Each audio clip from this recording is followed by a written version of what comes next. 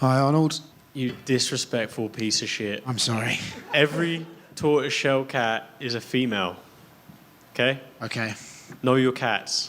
I apologise. Can you explain to us what you've been up to in your time away and why it has been a little while since we've seen you in there? Yeah, I've just been very depressed and reading messages from people calling me shit. Arnold, you're shit. Why are you ranked? You shouldn't be ranked, you can't. And I'm like, I don't fucking sit there on Tuesday and make the rankings. But yeah, that's what I've been doing. Now, you are fighting an interesting man in John Silver. Curious what you think of him as a person and as a fighter. I'll be honest, I think he's a lovely bloke. He's a nice guy.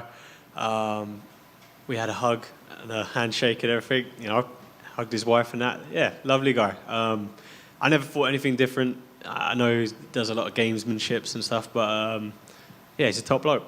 If he barks at you, are you going to meow back at him? Come on, man. I'm a dog man first. The cat's the wife's.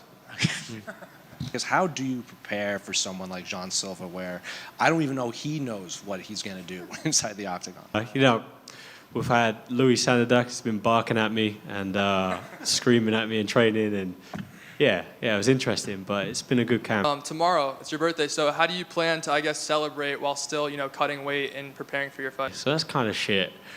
But I've become a little bit of a food cuck, so I'll sit at a nice little chair in the corner, I'll buy a cake for my team, and I'm going to watch them boys eat it. And I'm going to love every minute of it. And I see all over your Twitter that you have autism. John Silva and you are on two different, I guess, sides of the spectrum, him being very loud, you being very quiet. I just want to say I'm not officially diagnosed.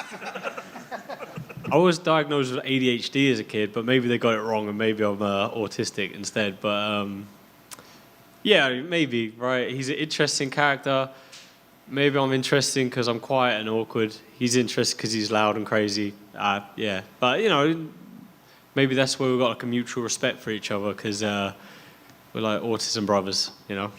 I was training actually a little while ago with Faraz, and he got pissed off because he was trying to choke me, and he got a handful of hair, and he told me I had to cut my hair. So I was like, sorry, coach.